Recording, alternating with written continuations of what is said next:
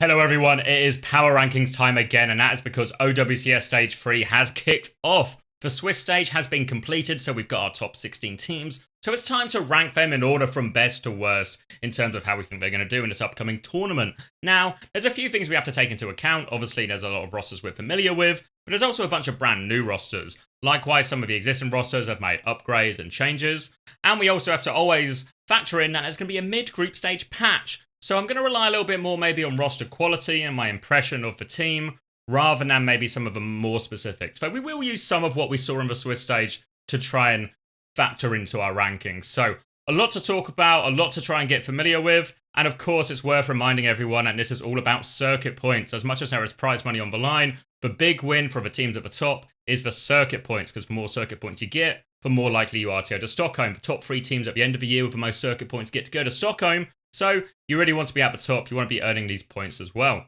So with all that said, let's take a look at the spreadsheet. So if you've not seen this spreadsheet before, this is all the teams in the top 16 of EMEA, all the players on their teams. They're currently in the order they qualified for the event. So the top 4 also qualified from their top 4 finish in OWCS Stage 2.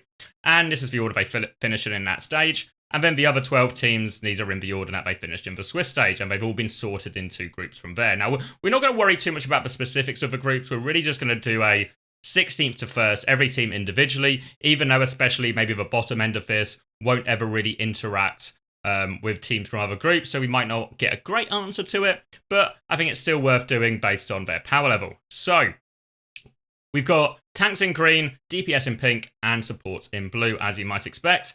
And we're going to start from the bottom here. So I actually think this top 16 we've got is one of the most stacked we've actually seen so far in OWCS. I think when I was trying to figure out where I want to put all these bottom teams, there was actually still quite a lot of good players, talented players that I was having to put quite low just because the teams above them, I think, are just better. So with all that said, somebody needs to be bottom, and this is going to come with my deepest and sincerest apologies to the good people of Hawaii, but Ohana and Lower are going to find themselves at the bottom for me. I think even though they came through the Swiss stage, I don't think they looked all that impressive. In terms of roster quality, they're probably the roster with the least names on it. They have Chef, who was on D Impero, and they have Rojo, who was obviously in Rock Esports, but none of these players are players that have sort of blown me away in the past, and I think they'll probably find themselves as the weakest team in this competition.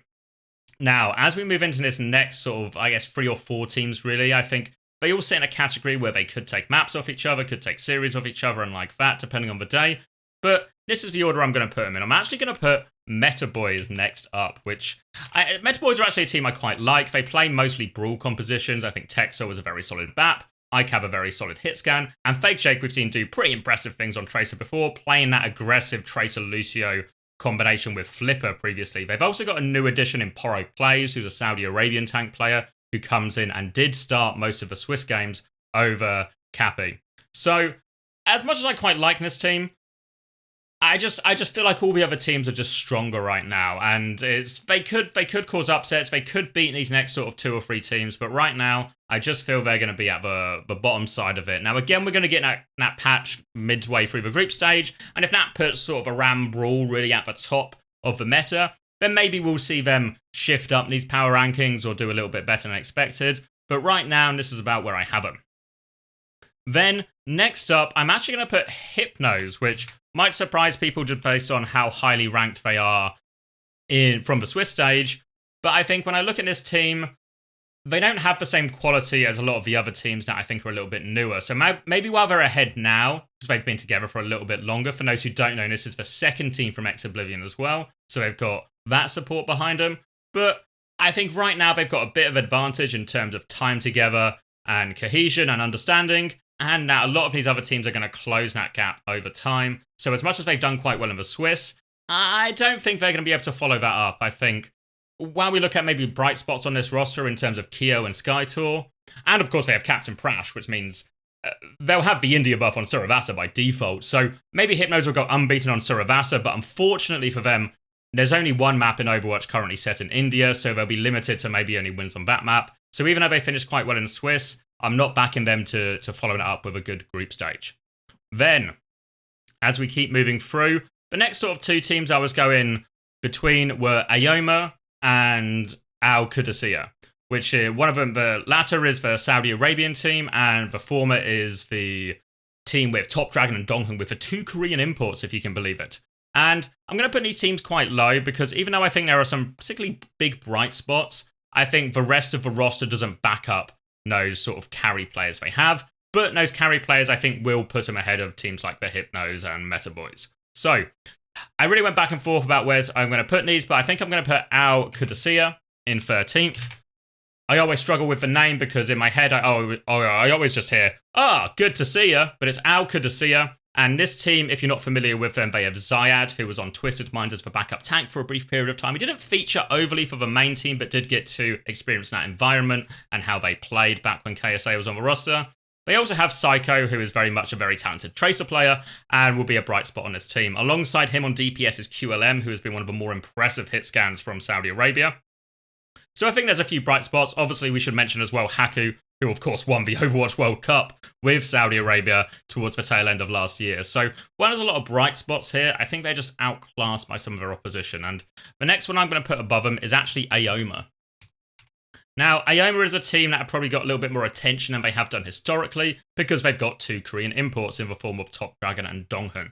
And you probably heard me talk about Top Dragon before. We saw him feature at the Esports World Cup for Makers. He's a super talented player. He's one of the most talented flex DPS players who's not actively playing in Korea. He dominated, obviously, when he played in OCE to qualify for the Esports World Cup. We've seen him on American rosters before, and he's really got the classic flex DPS hero pool. He's really good at Tracer, really good at Genji, and he can be a massive carry for this team. Likewise, I think Avo is actually a very solid hit scan. Obviously, it's always worth mentioning with EMEA that everybody just has a super good hit scan because the region's so stacked for that talent. But I think there's some decent positives to Aoma here, and I think Top Dragon can really jump them up those power rankings, and you never know if they roll a good meta where Top Dragon can be on one of these best heroes, say there's a Genji meta somehow, and Top Dragon can just kind of go into carry mode. That could help a lot. But the rest of the roster doesn't hold up to me in terms of the same quality of the teams around them. I think Donghun is an okay main support, but, you know, if we're going to talk import spots, you probably could have got someone better. It's worth mentioning both these Koreans will be in the Netherlands for the duration of this tournament, so they will be on good ping the entire time. So there won't be any kind of drawback in that sense. But despite the Top Dragon hype, I don't think he can drag this team out of groups, and I don't know how far he can really take them, though it is always nice and a pleasure to see Top Dragon play. Then the next 2 teams I want to talk about and put next in my ranking, just on the cusp of the top 10, are actually going to be SR Peak Check and WASP-X Oh No. Now, WASP-X Oh No I'll talk about first, because I'm actually going to put them in 11th, just below SR Peak Check. They're a ball team. Ostrix has really been the main man for this team in terms of carrying them and causing loads of upsets. They've done very well in Swiss, and while I think we've seen these teams with sort of off-meta picks be very successful in the past, and I think WASP-X Oh No are a very good example of that, and while that's why I have them beating some of these teams that I feel are weaker, like the ones below them, I can't see them really denting the top 8 or taking series off them. Maybe they can steal maps here and there, but I don't think they're going to be able to cause the same number of upsets they did in Swiss when they start to run into the higher caliber of teams in groups. So while they've got a pretty good seeding, all things considered, finished 3rd in Swiss, can't take that away from them, I think we won't see the same level of momentum and achievement go into the group stage. Then obviously SR Peak Check, very much a one-trick comp team in the sense that they're going to play mostly Rhine, mostly Sim, and Cloudy is going to try and lead them to glory. They've got a very tough group, and while I have a lot of pleasure to see SR Peak Check back and to see a team playing this style, of course, as you might imagine, is very it holds a special place in my heart to see a team try and run this comp everywhere. I don't think they've quite shown the level they need to compete against the top team. So again, all these teams below them, I think they'll overwhelm them. I think they're a step ahead in their understanding of how their comp works. But I think once we get to the better teams with more stacked players, I think they'll start to run into big problems. When we were watching them in the Swiss, mainly from Cloudy's stream, it felt like some things were working, some things weren't working. There was sometimes when it's communication issues. Sometimes it got chaotic when it shouldn't have got chaotic. When you play a sim comp, you do want a level of chaos, but you want organized chaos. You want it to be chaotic for the opponent, not chaotic for you. There was a few times where there were just people not listening or different ideas on where to TP or what we're doing after the TP. And I think this really holds them back. With this type of composition, you have to be really switched on and together as a team. So it's possible that can improve over time, right? They'll have a good couple of weeks to try and improve this before we get into groups. But have a good couple of weeks to try and improve this through the group stage. But I don't know if they can really hit a high enough level. I think also their comp, while it's viable in the meta, I think it's a little bit far from the optimal. And they'll run into some problems, especially when we start to talk about some of the matchups they might run into. Could be particularly bad for them.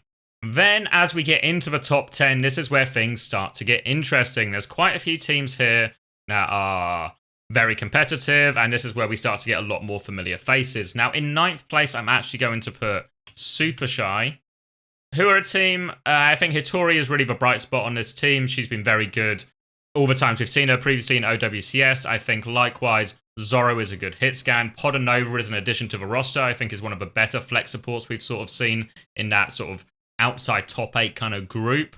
I think Stelios as well, the player who was the backup Tracer player on Peps for a while. I think super talented at Tracer, even though we did see him struggle quite a lot on Echo when he played it in Swiss. I think if they can get Stelios on Tracer or the heroes line up for them, and it's a sort of meta where Hitori's flexibility can come into play, I think it can look very good for Super Shy. And I think they can beat certain teams on their day, which we'll maybe come back to later when we talk about some of the other rankings. Then up next is Arya. So much time for Arya. Love Arya. They've actually got a very good group. So they've even though we're putting them maybe just in 8th place, I think they've got a great chance to get out of groups. If you don't know this team, they are really a team of one tricks. Kaya has retired, of course, for Junkrat Maestro, but where one Junkrat falls, another will take his place. And it's another Swedish Junkrat player in Gurkmeister who comes to fill that role. And he does a lot of the same things. He does the Junkrat stuff. He makes chaotic plays. He traps people in ways you would just never expect. And I think when you combine that with the fact of players like Isaac and Ken, who are just good players, Isaac can play everything. And I think, honestly, if there's one player on this roster who could quite easily walk into one of these other teams around this top 8, it is Isaac. He's got the flexibility, he's got the hero pool for it, he's got the flexibility, he's got the mechanics. He's probably not got the experience in like a structured team environment. If you saw my Swiss co-stream, you would have seen us go into the Arya comms where it was maybe a little bit quiet. Maybe at one point they didn't even know what tournament they were playing in or who they were playing in, but the details aren't important. Arya, when they get going, they thrive in the chaos, they make it difficult for other teams to play against them, and they have the quality of player to really put them above a lot of these teams, which is why I still have them as a top 8 team in my rankings. Then next up, this might upset some people, maybe some Ex-Oblivion people in particular, because I'm actually going to put Ex-Oblivion next. And Ex-Oblivion are the old Peace and Love squad from OWCS Stage 2, so it's very much a similar roster to that, but they've added Gucci, Zerion, and so they've made a few changes, but they still have Ice and Alisu as their tanks. So it's a pretty well-rounded roster on paper. I think it's got a lot of good components, even if it's not got the same crazy carry as some of the other rosters we're going to look at.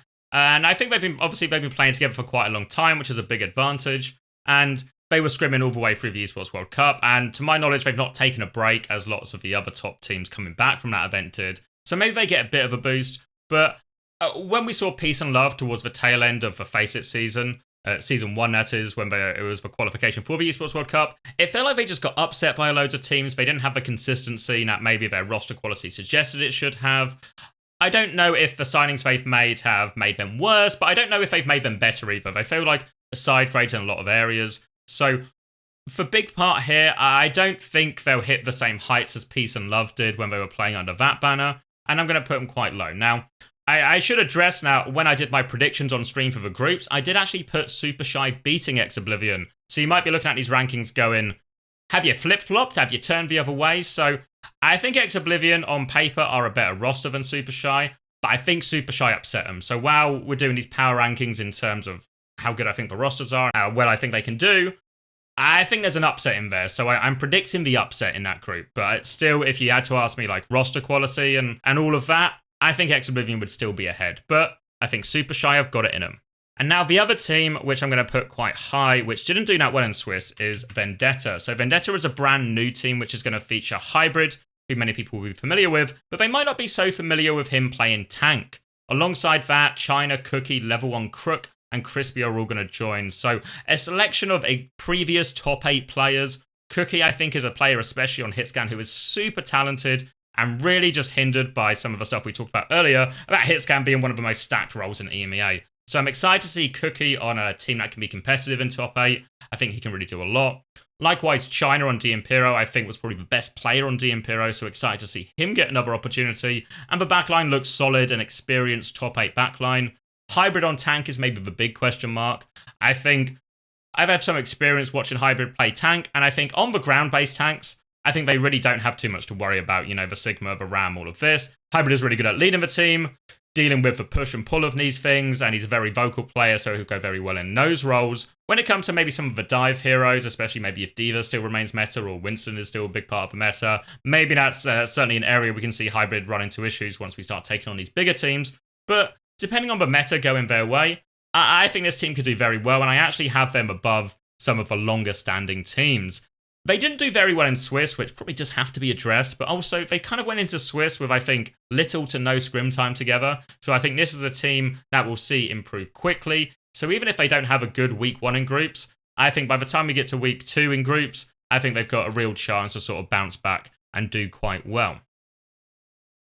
Then we get to the top 5. Now, I'm going to split this top 5 kind of in half, because I think there's a clear top 3 in SSG, ENT, and Virtus Pro, especially when we factor in how well they did at the Esports World Cup. And then the next 2 teams in this 4th, 5th spot are going to be Twisted Minds and Gaming Gladiators for me. Now, Gaming Gladiators are a team that I do feel has been trending up over time. And when we saw them at the Esports World Cup, we kind of saw them beat the teams we would expect them to beat and kind of get blown out by the teams we would expect them to lose to. So I don't know if we've really learned anything from the Esports World Cup, though I'm sure the fact that they went to the Esports World Cup, they had the bootcamp in Korea, has been a positive and good learning experience for all of them.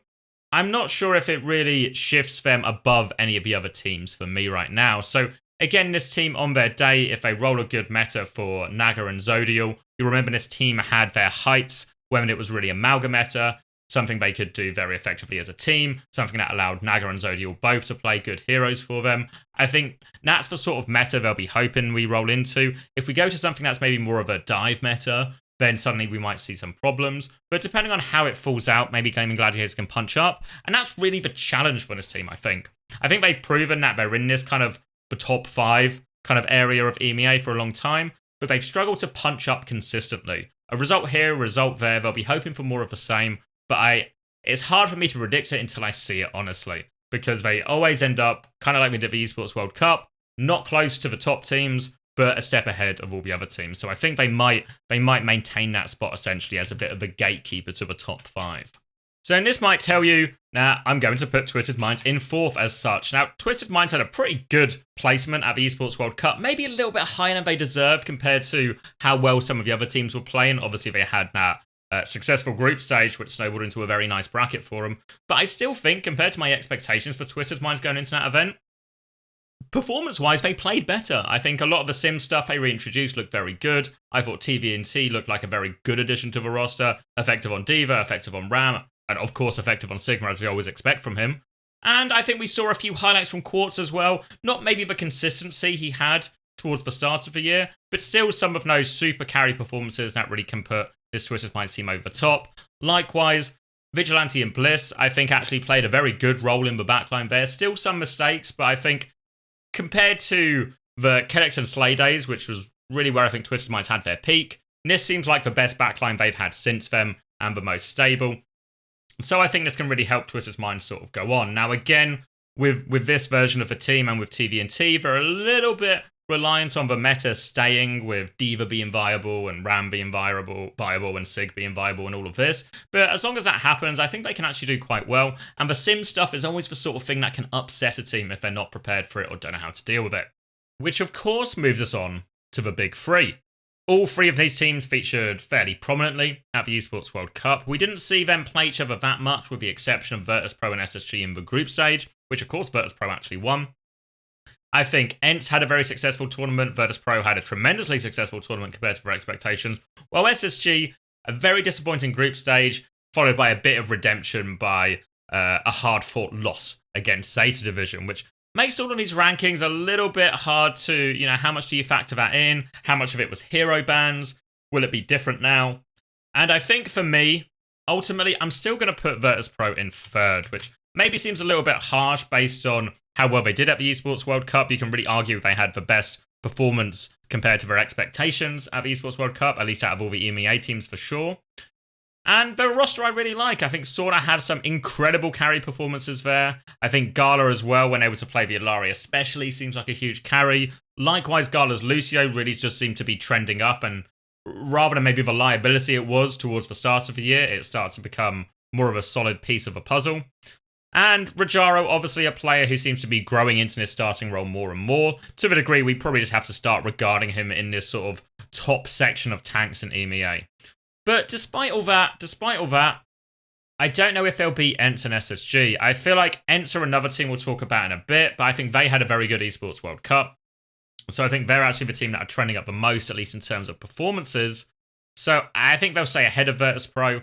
Likewise, the meta will affect Virtus.pro more than it will ENCE and SSG. So I think there's some drawbacks there when we talk about the mid-group stage patch. Again, we can't predict exactly what it is, but you maybe would expect potential nerfs to D.Va or something, which means a lot of these teams that relied on a player like TVNT or Rajaro, where D.Va suddenly becomes a really viable hero for them to play all the time, all of a sudden starts to become less viable. Likewise, as that Esports World Cup went on, it felt like D.Va drags out of the meta with Winston replacing it, and all of a sudden ENCE have access to Chase. SSG have Hadi, who is obviously better at Winston than he is at D.Va as well, so I think, well, something like that is an improvement for SSG, and ENCE is a bit of a hampering for Virtus.pro, so I think despite that, I'm going to keep Virtus.pro in third for now, but I do think they very much deserve to be. They're in this top three, and I think there's a tier break between them and the rest of the competition. Then we get to this fateful question that we ask ourselves every single time in EMEA. SSG and ENCE are the top two teams. Are we going to get another SSG ENCE upper bracket final into grand final repeat, as we are so accustomed to seeing? And if you've been following, you also will be accustomed to SSG winning that series. So, Crimzo has left. Can ENCE finally do it? I do like ENCE's signings. I think Kellex coming into the roster. I think in terms of ability, at very least a side grade, if not even a slight upgrade over Massa, especially based on Kellex's last performance we saw back when he played on TM. I think it might even actually be a slight upgrade. Wimone coming into the roster is a signing I'm super excited for. Wimone is a player I think with a really high talent level, and all of a sudden, all these problems we've talked about with ENCE for the longest time in terms of they have to try and find a system where Vessler, Kev, and Kai can all try and be on their best heroes, and they had that problem with Ghost as well. Now, all of a sudden, Sky has a bigger hero pool than Ghost did, so he can fill the Kiriko role, the Ana role, whatever they need. Likewise, Wimone can now cover Kai if they want to run double flex DPS. With D.Va becoming more viable, suddenly Tracer Echo is really on the cards in a way for ENCE that it never really was. And again, with Chase being available for these tournaments if they need him, even though he probably won't be able to go to the LANs again, he can still help with qualification. So the fact that D.Va was in the meta as well really helped him, and all of a sudden, everything just seemed to click a little bit at ENCE at the Esports World Cup. And if anything, it's a bit of a shame that Crazy Raccoon picked them for slaughter so early on, because I would have been really interested to see how deep and how far ENCE could have gone. And all of this is a big preamble to I actually think, and this is a big gambit, I actually think this stage might be the stage that ENCE finally do it. I think ENCE are trending up. I think they look so good at the Esports World Cup, even without Crimzo. I think, and I'm going to get DMs, I believe, from SSG staff and players after this. But I think this is the stage. This is probably my boldest prediction I put in here, but this is the stage for ENCE. I think this time they take the title. And SSG still look good, still ahead of so many of the other teams. But I think the current form, I like the signings. Everything seems to be trending in the direction of ENCE. As long as they can sort of stick the post-Crimzo era, I think we could really see them. We could really see them excel. Now, the big question mark to this is the post-Crimzo era part of it. Well, how do they adapt? How much of their previous success was Crimzo-based without the same man at the helm? Will they start to drop off? Will they run into problems? How will they deal with a patch change and a meta change potentially without that? So that's the big question mark, but I'm gambling. I'm a gambler at heart, and I'm going to gamble that this stage is the stage that ENCE finally do it, overthrow SSG's reign of dominance recently, and make themselves the best in EMEA. So, let me just give my predictions a once over to make sure I'm happy with everything. Nothing I want to change or move all that much. I think if I had to sort of do tier breaks, I think these top 3 are very much a tier, then 4, 5 are a tier. Then maybe these teams, all kind of similar level. And then we sort of get like the sort of like one trick or unique composition tier break here between these and the more well-rounded teams, but not the same quality. And I think Hana or Loa can kind of fall into that as well. So I think overall, I'm actually pretty happy with them. Of course, we'll have to wait and see what happens with the patch during the group stages and how the teams actually play when it comes to it. But these are my power rankings. I'm locking them in. Happy to be proven wrong, but I've got a good feeling about them. Obviously, if you have your own power rankings, or if you think I'm clearly on something hallucinogenic when I made these rankings, let me know. Drop your own power rankings. Am I right? Is this finally Enter's time? Can they finally do it? I think it might be. I think it might be. Let me know your thoughts. Let me know your power rankings in the comments below. And I'll see you all in the next one.